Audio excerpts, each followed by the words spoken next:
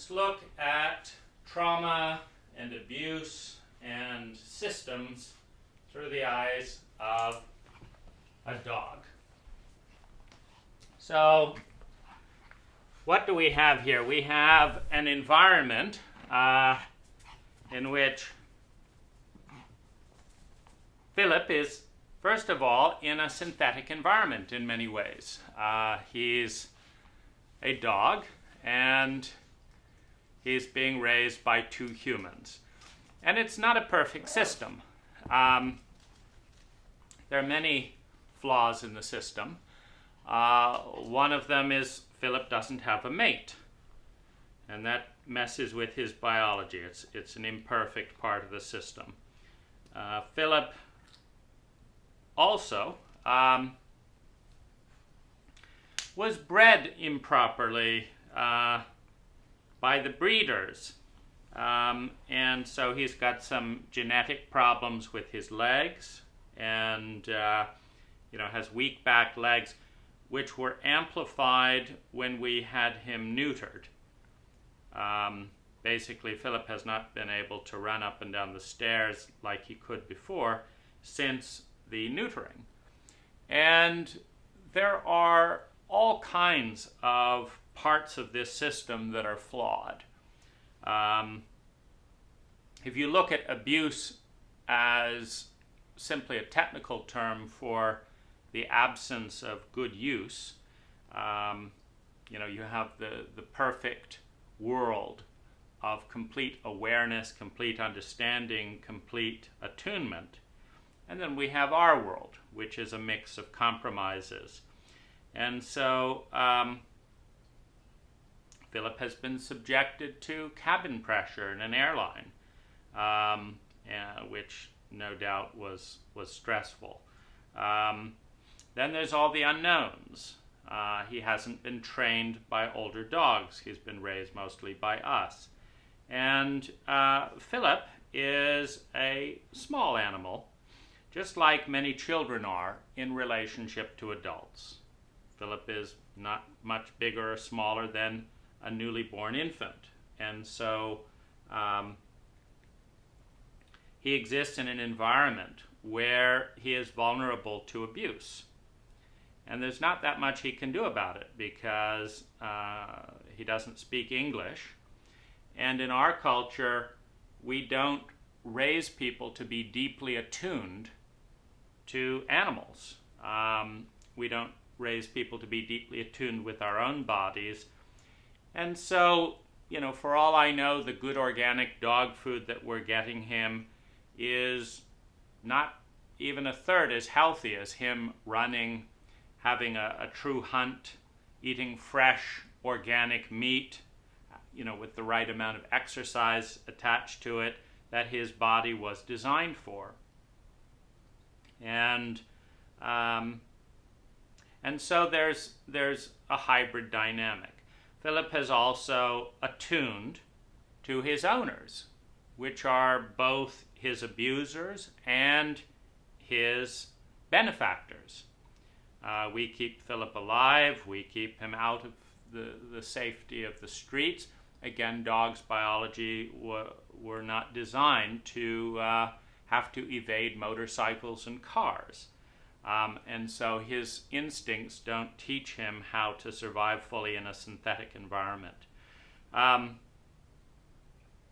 Now, what's different with Philip is so he's transcribing his biological system into our environment. He doesn't like his nails being cut. He finds that quite traumatic. He's scared of scissors when we remove burrs from his fur, which is also traumatic. He starts squealing and squirming, and these are traumatic events where a giant is manipulating his environment. Now, we say it's for Philip's good. It's for Philip's good that we leave him in the house sometimes because the grocery stores will not allow Philip to come into the grocery stores. And so the ways that we neglect Philip, for example, we don't go on runs as often as would be healthy for his legs, which probably also contributes to the combination of the trauma of the neutering, the genetic mutation from too much inbreeding by the breeder. We're just surmising that, based on the fact that our vet said that Philip should not be bred because he has a genetic flaw. So his parents did too, and the breeders are selling that. So there's an abuse there where, human beings for profit are breeding a version of Philip that's not at his best. And so, you have human beings interfering in the breeding, the process of selling puppies in a market. We bought Philip in Thailand. Again, traumatizing for a young puppy. And so Philip has undergone, many of the traumas that a child or one of us has undergone. He feels terribly upset when we leave the house, for example, and come back. And even if we leave him in the car for 5 or 10 minutes and then come back, he's scraping at the window. He's anxious to see us. And the first thing that Philip does to repair those traumas is upon the return. And this is where Philip differs from so many human beings, although Philip is much more intelligent in that he seeks out physical affection. So he has a traumatic event in which suddenly he's separated from his pack. He has no dog pack, and so, my wife and I are Philip's pack. And he knows that the most important thing for his survival is to feel love and belonging and accepted in the pack. So no matter what goes on, Philip comes back to try and establish biological connection. And if he's, because our abuses are in not giving him enough exercise, separating him from his pack. It's hard to say if, the organic dog food that we get is, better or worse because we're not a dog, but I would imagine his body is meant, and designed to eat solid, fresh meat with raw blood, etc., that would give him, the best diet, the best minerals, etc., and keep him healthy.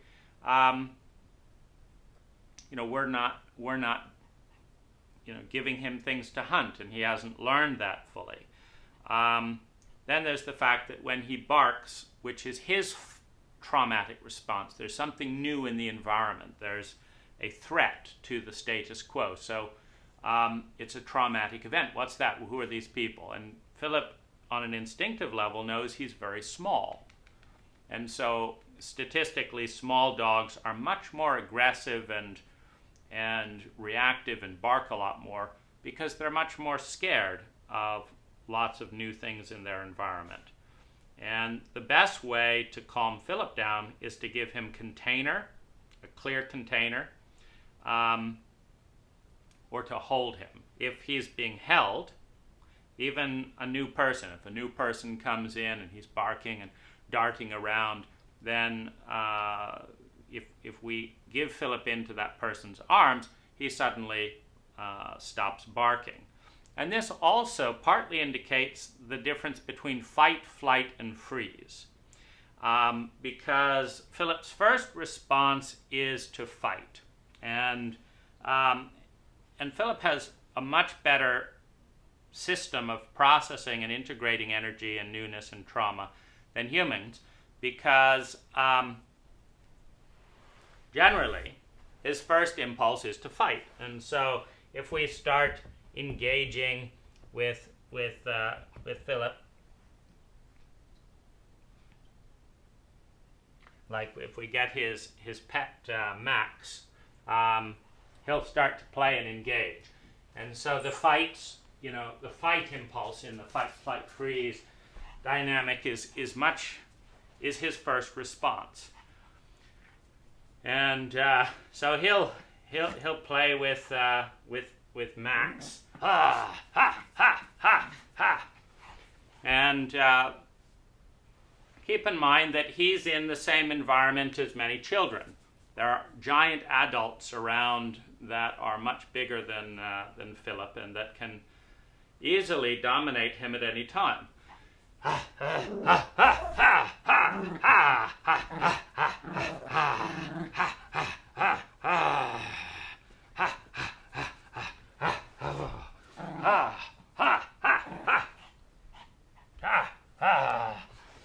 And so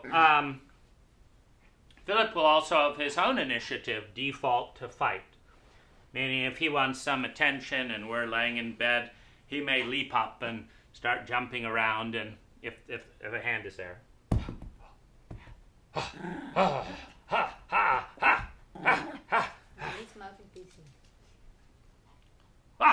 Where's baby?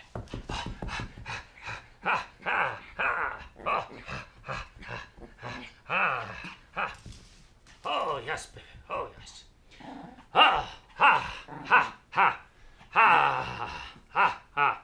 So he's got his fight dynamic. Now, what's interesting, though, is Philip's traumatic response is quite intelligent. Meaning, there's times when Philip gets too aggressive, like when he used to bite a little bit too hard or wouldn't let go. And he would just keep, in his fight mode.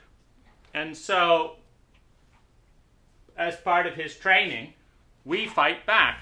And again, this is possibly another abuse, meaning regardless of what the dog training paradigm is of today, it changes over time. We learn more. So it's safe to say that however well we're taking care of Philip, even if we're following the very best practices prescribed, that it is not actually the best practice. It's the best practice prescribed with our current level of knowledge. Now, if I escalate,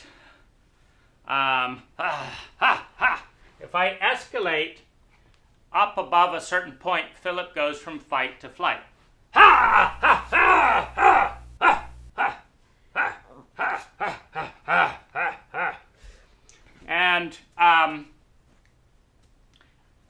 And like if I see, if I chase Philip, now he's still going into fight.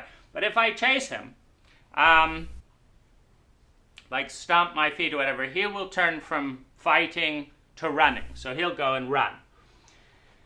Now, then there's the other dynamic of overwhelming force, where his protectors / abusers grabs him and holds him. Now, this is a dynamic where he stops fighting and stops running and he goes limp. And he allows and submits. He rolls over on his back.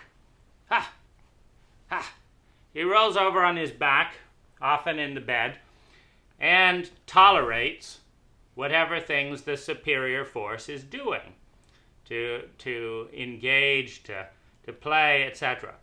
And he just lays there. However, when he goes from a submissive or freeze dynamic into, he'll just lay there for a little bit. Now, what he'll do at some point is he'll get up and he'll do a yoga stretch and shake his body. And Philip is not, of course, doing everything that I want him to do, and so he may or may not do that at this moment. But I watch him dozens of times after a frisky exchange go from fight, then he pushes it a little bit too far, and so I escalate my dominance in the relationship. Then he runs away. He acknowledges a superior force. He goes into flight. Then he comes back for comfort, and he receives the bonding that he likes. Oh, yes, baby. Oh, yes. And then when he's done with releasing all of that, then he goes into shaking, moving around a little bit, running off the energy. Oh, are you going to do your stretching for us, Pipip? Or this wasn't vigorous enough for you? You haven't... So what he does is he stretches out his paws. He stretches out his paws. He puts up his butt and does some yoga postures. Then he comes up. He shakes himself off. And you're not going to waste your time doing all this for some human. He also stretches his back, front and back, 4 feet. Video. Then he's in a complete reset at that point. And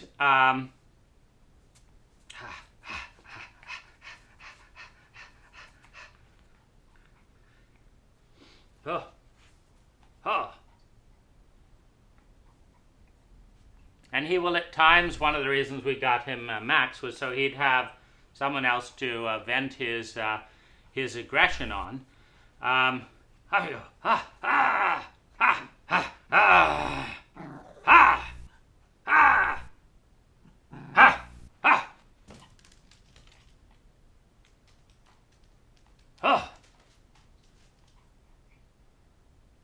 So he's taking Max to his stash, his little place. But then Philip does a reset, and he's back the way that he was before. And he's completely in the present moment again. And it's that resetting that I don't see human beings doing. That, okay, life is not perfect. These are my protectors and providers, and they're my abusers. They're my pack. They're not the best. They're not the worst. It's not a perfect world. They're much bigger than me. So when they express dominance, they're the alpha. If we let Philip, he would be the alpha in the whole house, just barking, dominating the whole household, because that's where his first impulse to fight would take him if that worked. As it is, training him to sit, training him to wait for food, etc., works better for him. So he submits to the dominant power structure around him. And this is a good metaphor for a healthy relationship with a culture, because our culture is not optimal. Our culture is abusive. Our culture is profoundly ignorant. We treat human beings in many ways worse than animals, as is noted. I remember talking with a homeless person down the street, and I was carrying Philip in a little bag. And there's a homeless person who's needing help, and someone stops their car and yells out, "Take better care of your dog." Apparently they thought Philip's was uncomfortable in his bag. And there are numbers that we can call in order to have a dog protected. And so if a dog is in pain or in danger or lost or can't take care of itself, we have government and nonprofit agencies that will take care of the dog. But we don't have those agencies that will protect a human being. There's no one I can call and say, here's a homeless person, they need help, and they'll come out and get the homeless person. So we have an imperfect system that abuses our children, that abuses our people, consciously and unconsciously. We first try and fight, but with culturally illiterate parents, that assertion is often dominated and punished. And then we go into freezing, but we don't do the biological releasing to come back to the set point. And so many of us develop varying degrees of post-traumatic stress syndrome to mask and hide all the things that haven't been reset, that haven't been released. They build up in chemical loads within certain muscle memories of the body. We find ourselves imprisoned in a body that is thickly laced with messages for fight, flight, and freeze that don't have repair. So Philip's doing intuitively and naturally what many of us do not do. Many of us go into the freeze and are just afraid of life for the rest of our life after a traumatic moment that nobody has the sophistication to acknowledge. Just like our vet, when we said, hey, Philip hasn't been able to come up the stairs since having the surgery, they said, oh, that has nothing to do with the surgery, that's just his legs. And it's like, well, it's an awfully tight coincidence. Maybe removing his testicles had a little bit of testosterone that allowed him to overcome his fear and come up the stairs more. And so he's become a little bit more prone to freezing or running than he was before. And so there's a dynamic there. Most of our parents never have or never will acknowledge all of the various ways that they've abused us. And for that matter, if we speak about it, there's often a shaming or a retaliation from the culture. Get over it, don't be so sensitive, etc. That encourages a freezing but not the release on the other side. And so I'm learning a lot from Philip about how to process through the waves and also, to look at the reality of our lives, which is that just as I'm not a perfect owner, trainer, partner for Philip, just as there's a number of faulty dynamics in the system. For example, Philip is a pack animal, so every time he's completely isolated from his pack, he feels his survival is in jeopardy, because it is. As pack dogs, if you get isolated from your pack, you may be attacked by another pack. And Philip feels that biologically if we separate from him even for 10 minutes. I'm alone here, my pack is not here to defend me. This also ties in significantly to the experience of many Americans, where chronic loneliness is on an escalating wave, where quality, unique friendships, where you can share everything with a friend, is also on a decline, where many Americans do not have a single friend, a single pack member, because we are part of a mammalian pack. The ape-like heritage of human beings.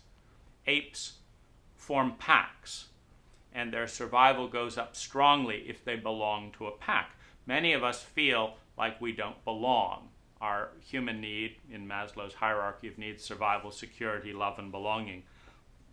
Many Americans are insecure in those first three areas, and self-esteem has been replaced with self-hatred because we don't know how to facilitate the quality of belonging that we had as animals, as we overlay cultural dogmas of independence, of masculinity, of personal space, as we overlay all these cultural values onto our own lives and create large houses for ourselves to control and be in alone. Part of our biology does not feel connected to the pack.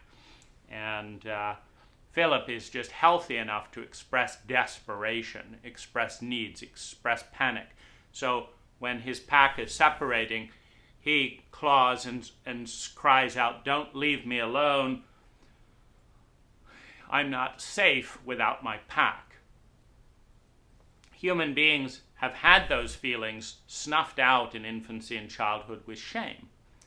We feel this sense of, I'm on the outside of the circle. But we're not allowed. Animals we allow to communicate need. Some owners do. Some shame and attack and kick the animal if they are expressing that need, to a point where the animal resigns more, becomes more depressed, as opposed to integrally belonging to the pack. Philip wants to participate in all of our eating. He likes having a little bit of watermelon if we do. Why? Because it's a ritual. It's expressing belonging. I eat, we eat. That's how you know you're part of a pack. You're sharing the survival resources. Philip wants to be close to us. Philip wants to feel the biological connection. And so after a trauma, even if, let's say Philip has bit me and I've slapped him away too strongly, so he feels like overwhelmed, like he feels threatened by the slap. And that's the inadequacy of me as a trainer. So just as we have inadequate parents, the same technology is in place, when raising a young. Now, it's how a dog would, a mother dog would bat away certain animals for bothering her too much, and they learn a sense of boundary. But it's important to be respectful of the fact that, I'm 100 times more strong, than Philip. And so that force can be abused because I'm not in tune with what it is to be him. Maybe I don't know quite what the boundary is to stop him, but not create a trauma.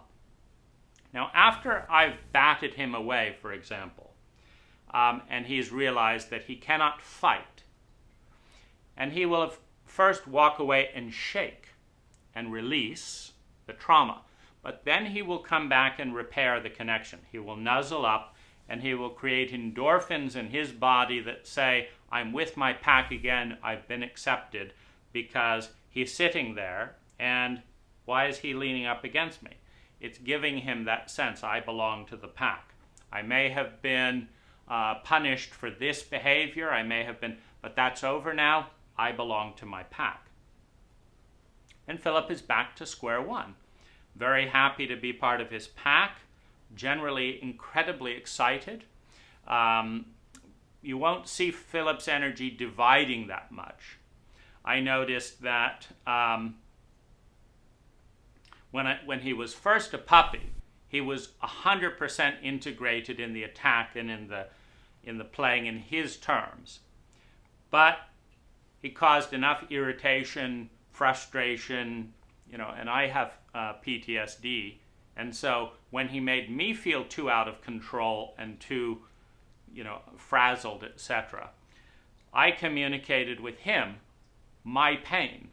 I can't deal with this, so I push him away.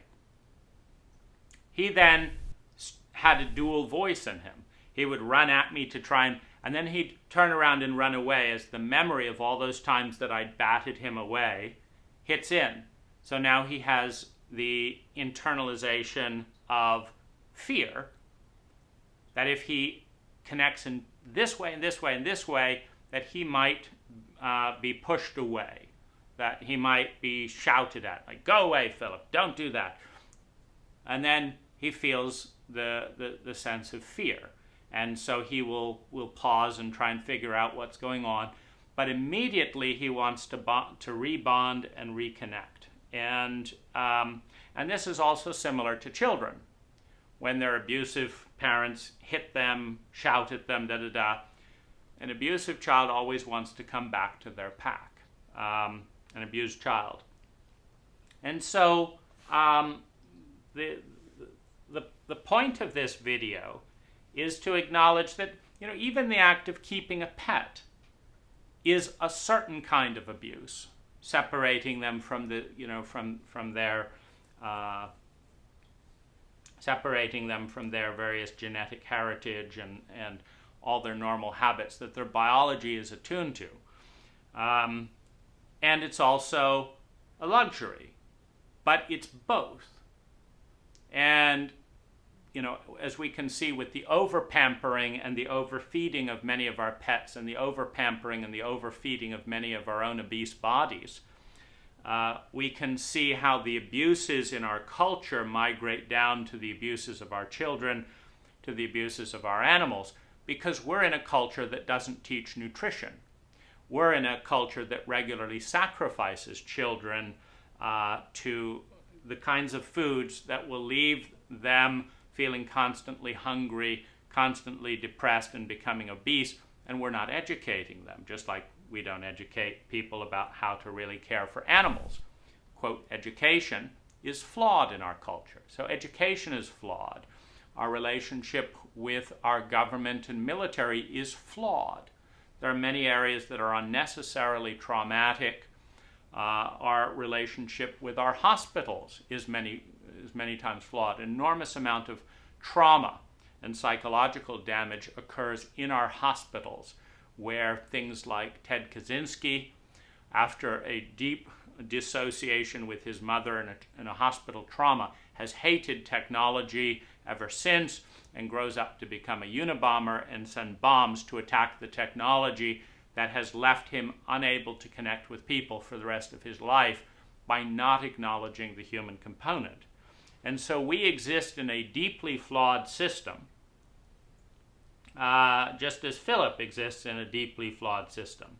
The difference is that Philip's instinct to stretch, to release, to reset, and to rebond and repair is significantly healthier than the instincts of many abused children, which is to isolate, because they've experienced so much betrayal, abandonment, and abuse that they've actually rewired their pack mammalian instincts to say that I'm more safe away from my pack than I am with my pack, which is a profound sense of shame, which is a profound sense of isolation that we as human beings are creating in our culture that we did not experience as pack mammals, where for the most part we were much more integrated in our tribes in meaningful ways than we are today. So lessons to be learned from Philip. Express your boundaries healthily with fight, etc. Engage, play, dynamic, explore the edges, go out there, find something new. He's always rushing off and exploring stuff. And if you meet an overwhelming force that feels unthreatening enough, then run away. Run away, but come back and bark at it if you can get a safe distance, once you've got your bearings. If you sometimes Philip will run away, and then when he's safe, he'll start barking and darting in to attack. But then if the other person or the child runs at him, he runs away again. So fight, flight, fight, flight. If he's captured in any situation like this where he clearly cannot escape, he goes limp. And if that's after a traumatic event, he will go limp, he will freeze.